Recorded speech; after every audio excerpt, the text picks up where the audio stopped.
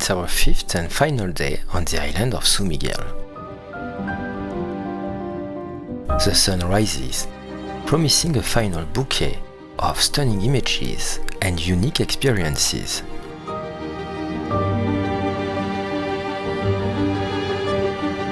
We will begin our journey in Nordeste, a region known for its wild and unspoiled landscapes.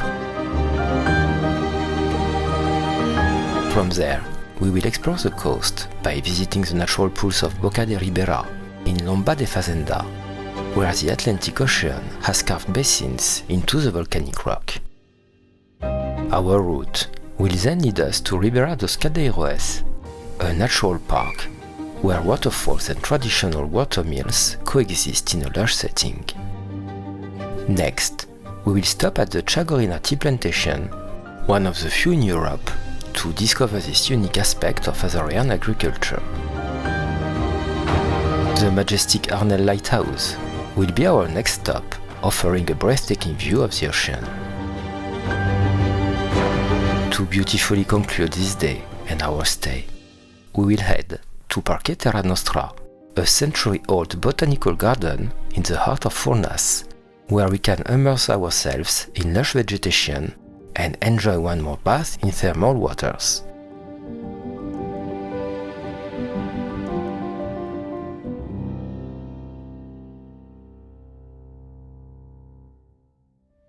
And so, our day begins with a quick visit to Nordeste natural pools. The rain is falling, but it shouldn't last, and we should see some sunshine soon. Nestled at the foot of the steep cliffs of Lomba da Fazenda, they catch our eye as soon as we arrive at the elevated parking lot. We take the well-maintained path that winds along the cliff. Upon reaching the bottom, we are surprised by the level of development at the site.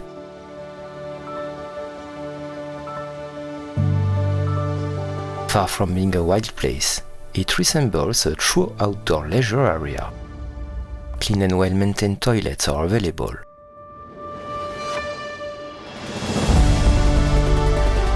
Further on, we notice a picnic area, equipped with barbecues, inviting families and groups of friends to extend their visit.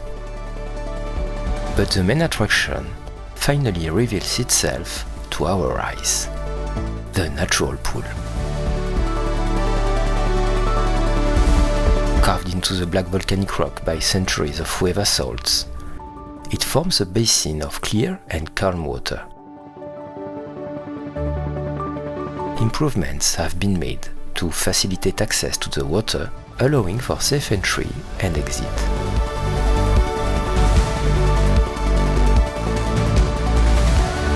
There is also an esplanade that allows us to admire the spectacle of the waves that regularly renew the pool's water with a froth of foam and the ocean stretching as far as the eye can see.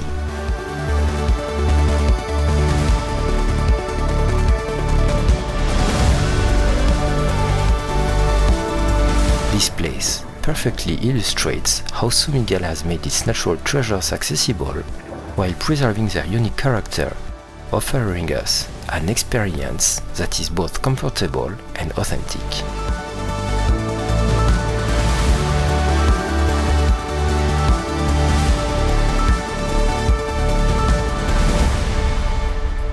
As we head to our next stop, we make brief visits to various places, like the Nordeste campsite park, where we stroll for a few minutes.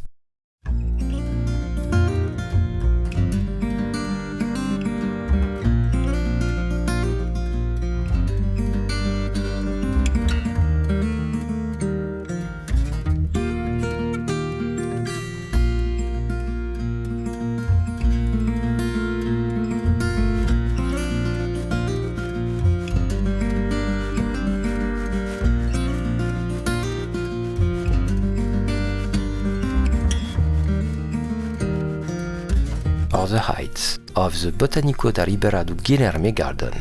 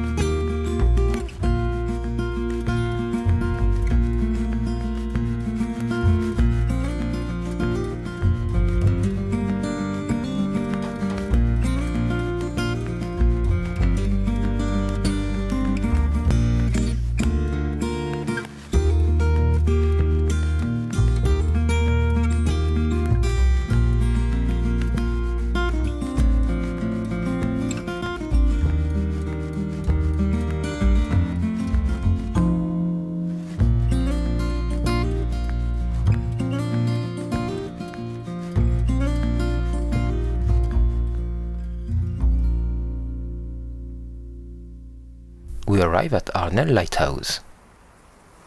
Located at the northeastern tip of the island, this site is not recommended for cars, even though locals drive there regularly. Built in 1876, this lighthouse is the oldest in the Azores. Its tower stands 15 meters tall, with an elevation of 66 meters. The coast is extremely steep and dotted with sharp turns, making the descent particularly perilous for cars. The steep slopes and tight curves require great caution. For visitors, it is strongly recommended to make this descent on foot, which is what we do. Walking not only avoids the risk associated with driving on this challenging road, but also offers the opportunity to fully enjoy the surrounding landscapes.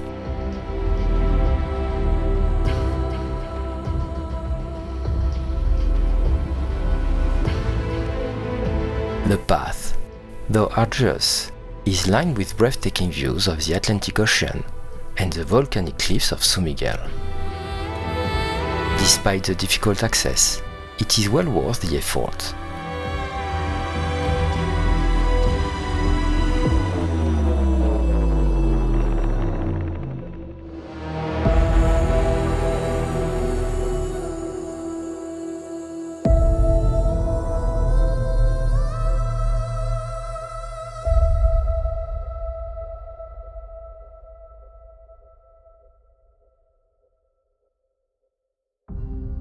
We now arrive at the entrance of the Ribeira dos Caldeirões Natural Park.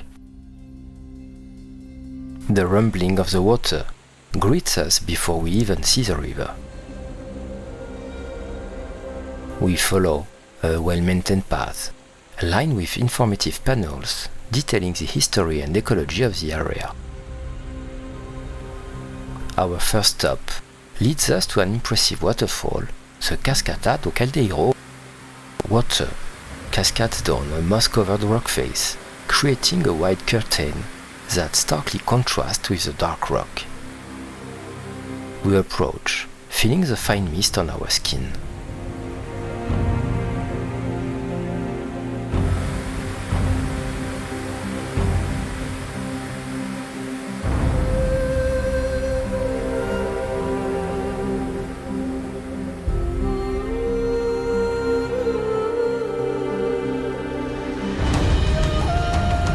Below, we spot a group outfitted with wetsuits and helmets, enjoying canyoning.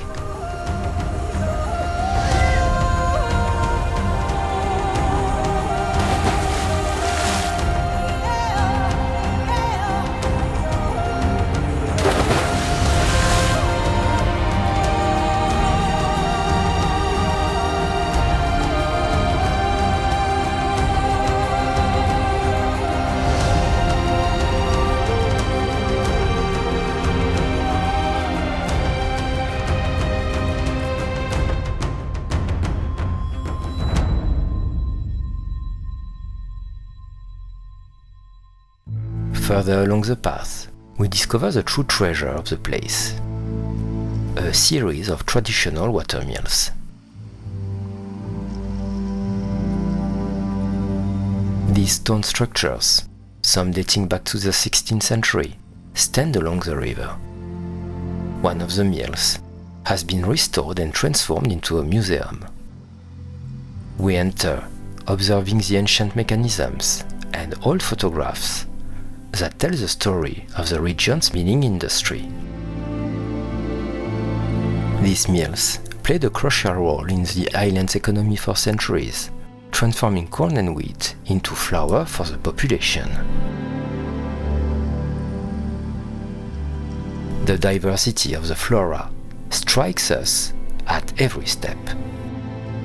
We identify several species endemic to the Azores, highlighting the ecological importance of this protected area. Giant ferns grow alongside wild hydrangeas, creating a varied landscape.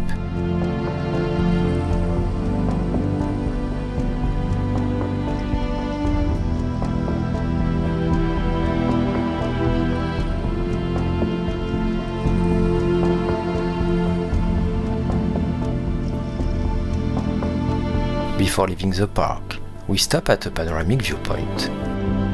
From there, we can take in the entire valley, the waterfalls, the mills, and the lush vegetation.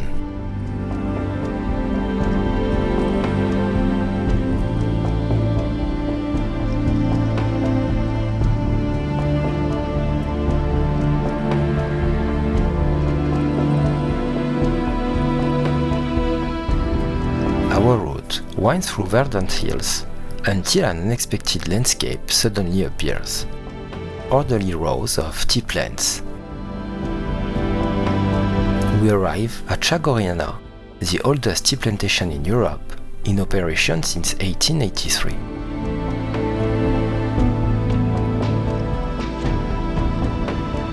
As we step out of the car, a subtle vegetal scent fills the air. Here, tea is cultivated without pesticides, benefiting from the unique microclimate of the Azores. We begin our visit with the fields. The tea plants, trimmed into low bushes, form a green carpet undulating over the hills. Pickers are at work, their expert hands delicately selecting the young shoots, a seemingly simple task that actually requires great precision.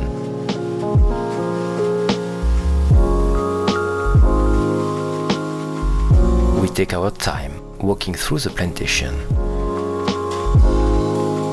To our surprise, we discover many goats, like tireless little workers, busy eating the weeds. They move from bush to bush, with a calm determination, contributing to the natural maintenance of the estate.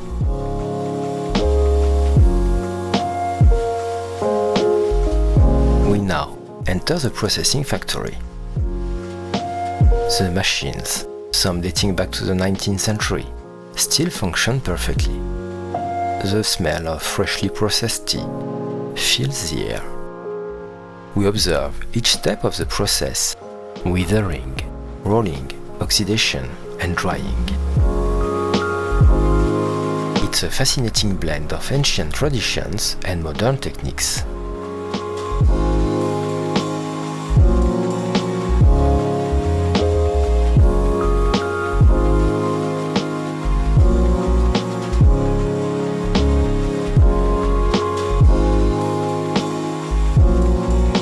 In the tasting room, we sample different varieties of tea: the light and refreshing green tea, the robust black tea, and the rare orange picot tea.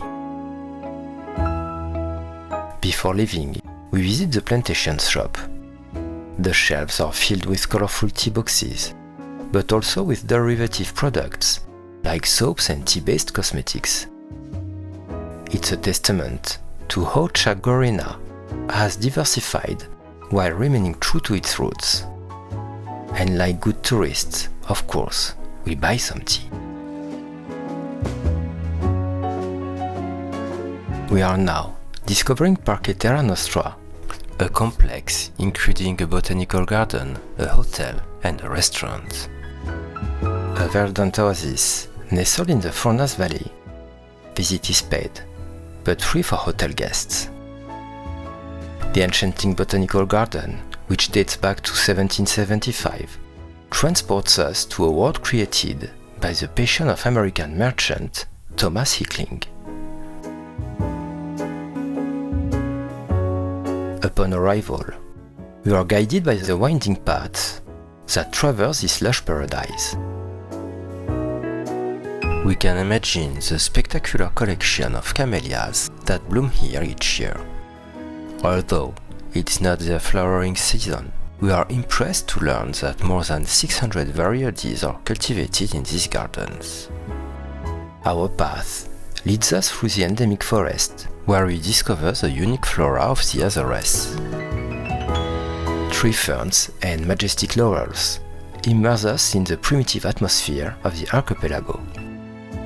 We then pass through the cycad garden, fascinated by these prehistoric plants, before venturing into the coolness of the fern collection.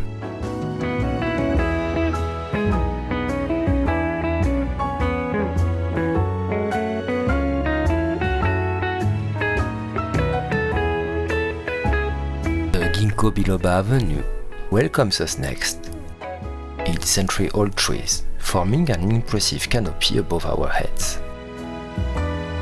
Our journey continues through the Victorian water lily garden, where giant water lilies float on carefully arranged ponds, and then through the palm zone, a true world tour of exotic species. As we stroll through the garden, we understand why it's a global reference for botanical enthusiasts, having been awarded by Condé Nast Traveler in the Best Green Retreats category. Each step in this garden is an invitation to contemplation and serenity.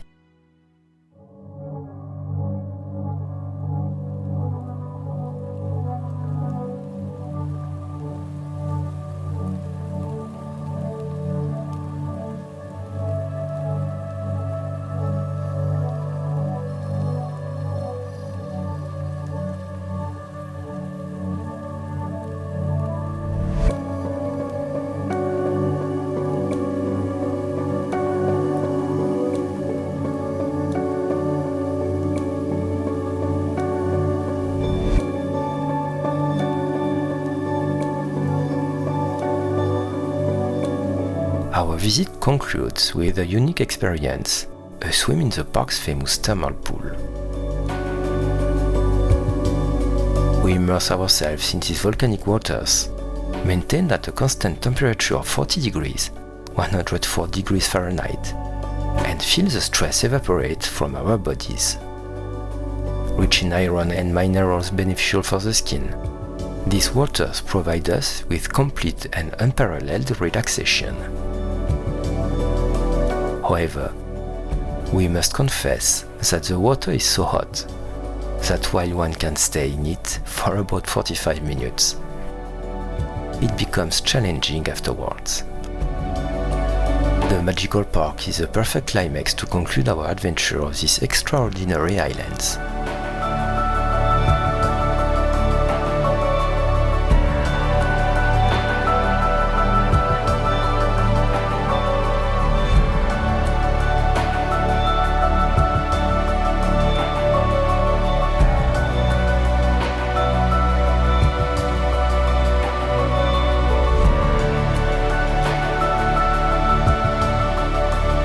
Our 10 days in the archipelago have been a true immersion into the raw beauty and diverse nature of the Azores.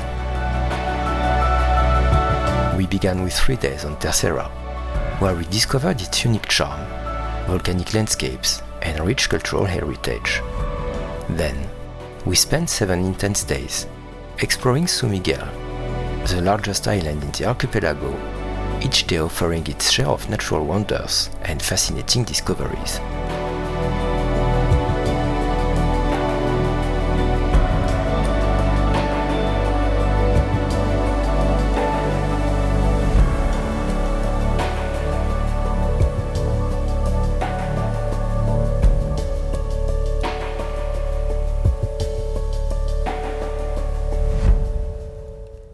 In these days, we only experienced 2 days of bad weather, which is remarkably mild for the Azores, known for their fickle weather.